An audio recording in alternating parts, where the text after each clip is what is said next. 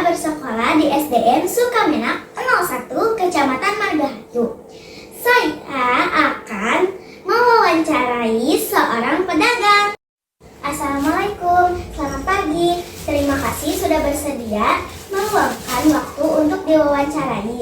Bisa tolong perkenalkan diri, Bu, terlebih dahulu? Ya, Waalaikumsalam warahmatullahi wabarakatuh. Terima kasih banyak kepada Alisa sudah mengizinkan saya untuk memperkenalkan diri. Perkenalkan diri, nama saya Maldini. Saya sebagai seorang pedagang untuk saat ini. Tapi kalau misalkan ditanya dulu profesinya apa, saya seorang guru. Namun sudah menginjak 4 tahun kurang lebih lamanya saya berprofesi menjadi seorang pedagang gitu. Nah, untuk lebih tepatnya apa aja sih yang saya jual, itu seperti perlengkapan budgeting seperti ini. Ada binder, ada metode nomor urut juga seperti ini gitu. Jadi ini di spill tipis-tipis aja gitu ya.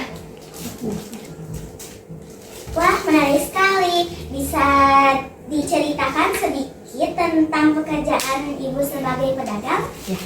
Oke, sebetulnya saya seorang pedagang itu udah lumayan sangat lama, ada sekitar 4 tahun kurang lebih.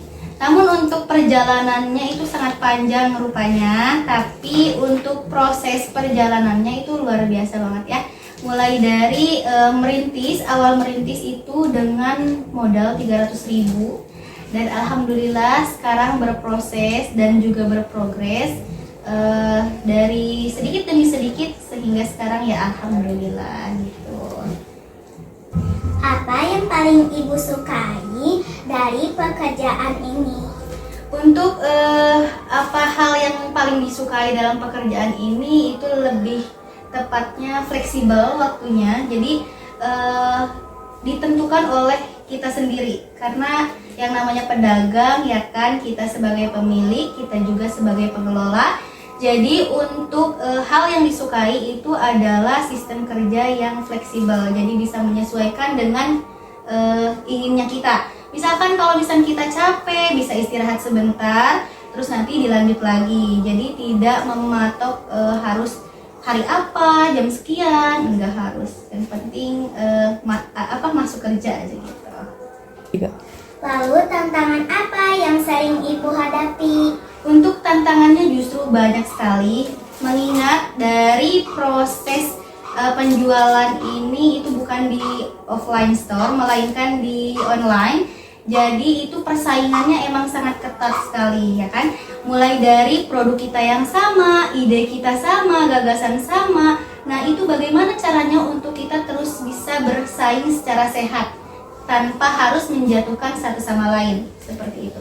Nah, itu adalah suatu tantangan yang luar biasa, sehingga bagaimana caranya saya pribadi untuk terus berinovasi, menciptakan produk-produk yang layak jual, seperti itu. Apakah Ibu punya saran untuk orang yang ingin menekuni profesi ini?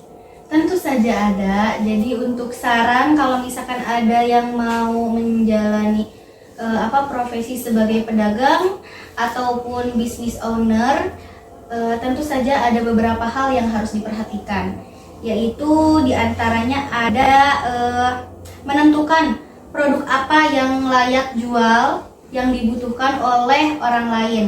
Nah, misalkan nih, kalau misalkan sembako, jualan sembako, ya berarti sembako itu bahan pokok. Ataupun misalkan aksesoris lainnya seperti halnya yang saya jual kali ini, itu harus ditentukan terlebih dahulu. Kayak misalkan produk apa ya kira-kira yang cocok, yang bisa dijual, yang bisa diterima oleh banyak kalangan, bukan hanya dari anak kecil, melainkan dari orang dewasa juga bisa menerima produk yang kita jual. Nah, selanjutnya itu membuat anggaran ya. Untuk misalkan yang mau merintis, itu harus mempunyai anggaran terlebih dahulu, mulai dari modal ya kan, terus alat-alat dan bahan yang harus dikeluarkan untuk menjadikan produk ini layak jual itu apa saja. Selanjutnya juga menentukan waktu untuk memulai bisnisnya. Jadi kita ditarget nih, kalau misalkan mau ngejual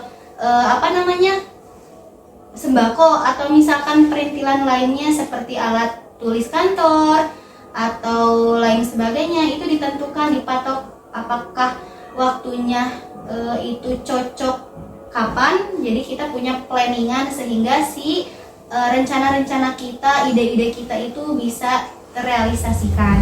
Selanjutnya juga belajar dari pengusaha sukses lainnya. Jadi bukan hanya dari satu sumber aja, tapi Alisa juga bisa belajar dari pedagang-pedagang lainnya yang emang sudah ada di kata sukses menurut pandangan Kak Alisa gitu ya. Seperti itulah tantangannya. Jadi kita harus lebih inovatif, terus dedikatif. Terus kalau misalkan ada produk yang emang benar-benar orang tuh sama dengan produk yang kita jual, itu tidak harus ada iri dengki, melainkan kita harus bersaing secara sehat gitu. Paling seperti itu ya. Terima kasih banyak atas waktunya dan jawaban yang inspiratif. Ya, sama-sama ya Kak Alisa.